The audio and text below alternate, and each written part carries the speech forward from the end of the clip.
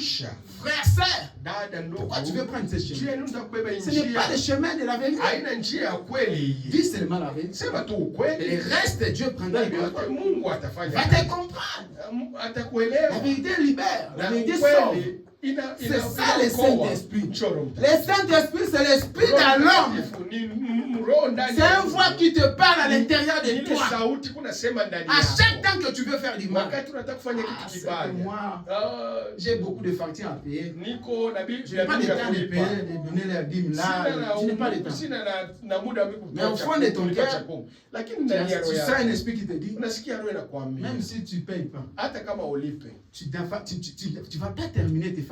Le contraire, quand tu payes là, tu seras en connexion avec Dieu. Tu ne vas pas te reprocher quelque chose. C'est ça le Saint-Esprit. Le Saint-Esprit, c'est l'esprit qui te parle à l'intérieur de toi, qui t'empêche de faire du mal au lieu de faire du bien, de respecter la parole de Dieu. Mais quand toi, tu veux faire du mal, tu veux mentir, ou tu veux voler, ou tu veux commettre l'adultère, tu ne sens rien qui te reproche. Sache que tu n'as pas l'esprit de Dieu. Quand tu ne sens rien qui te reproche à l'intérieur de toi, comme un esprit qui te parle, sache que tu n'as pas l'esprit de cet esprit. Et cet matin, frère, fais une révision de ta vie. Réviser ta vie. Pose-toi là-dessus. Est-ce que j'avais reçu réellement le Saint-Esprit quand j'avais écrit la parole de Dieu? Si tu n'avais pas reçu, recherche ça aujourd'hui. Parce que demain ne t'appartient pas. Vous n'avez pas écouté? Il y a la guerre. Israël qui est entré dans la guerre. Que cette guerre, que ça peut même nous amener à la 3e guerre mondiale. Vous n'avez pas écouté ça? Frère, répands-toi. Si Dieu te donne encore la vie, si Dieu te donne encore la santé, si Dieu te donne encore l'opportunité de venir dans cet endroit pour écouter la parole, c'est pour te repentir. Tu ne sais pas là où va sortir la bombe. Demain, ça ne t'appartient pas. Demain appartient à Jésus-Christ. C'est lui le maître et l'auteur de notre vie chaque jour sur la terre. Cherchez le Saint-Esprit. Aujourd'hui, cherche que tu puisses avoir l'Esprit Saint en toi. Car c'est l'Esprit Saint qui t'amènera dans la vérité. C'est l'Esprit Saint qui t'amènera dans la vie éternelle.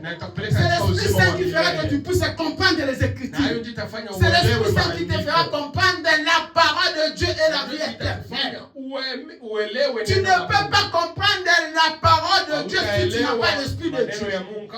Beaucoup sont rétrogradés, beaucoup ont abandonné la parole, beaucoup ne vivent plus la parole, parce que quand ils ont crié, ils n'étaient pas baptisés du Saint-Esprit.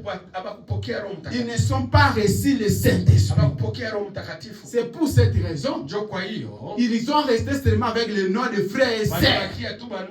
Mais ils n'ont pas le Saint-Esprit à eux.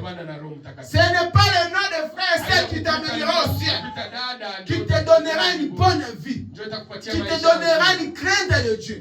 Ce qui te donne une bonne vie sur la terre, ce qui va t'amener au ciel, c'est l'Esprit de Dieu. C'est quoi l'Esprit de Dieu? C'est le Saint-Esprit. Jean 14, verset 14 jusqu'à verset 26. Écoutez bien l'alertir de la Bible. Si vous demandez quelque chose à mon nom, je le ferai. Si vous-même gardez mes commandements. La Bible, Jésus dit, ici Jésus parle à ses disciples. Quand vous demandez quelque chose à mon nom, sache que je vais vous le donner. Mais, d'abord, respectez quoi? Mes commandements, frère. Est-ce que toi tu respectes?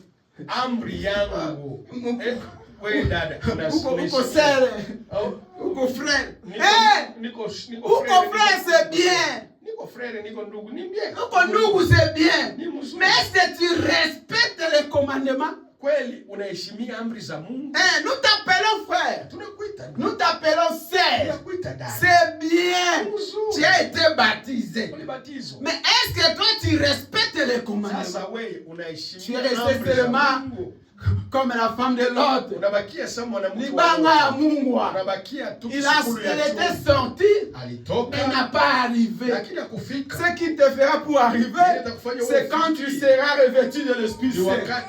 Ce qui a fait que la femme de Lot ne puisse pas arriver, c'est parce que la femme de Lot, quand il est sorti, il n'était pas revêtu du Saint-Esprit. Sœur, frère, dada, si tu n'es pas revêtu du Saint-Esprit, tu n'auras pas le salut. Tu vas sortir. Tu seras revêtu. Dada, Ndugu, c'est bien. Mais le ciel, ça ne t'appartiendra pas. Pour avoir le ciel, la Bible dit que celui qui sera revêtu de l'Esprit de Christ, c'est qui l'Esprit de Christ? C'est le Saint-Esprit. Et dans le livre de Jean, il dit que si vous m'aimez et que vous me demandez quelque chose, je peux le faire comme on vient de prier ici.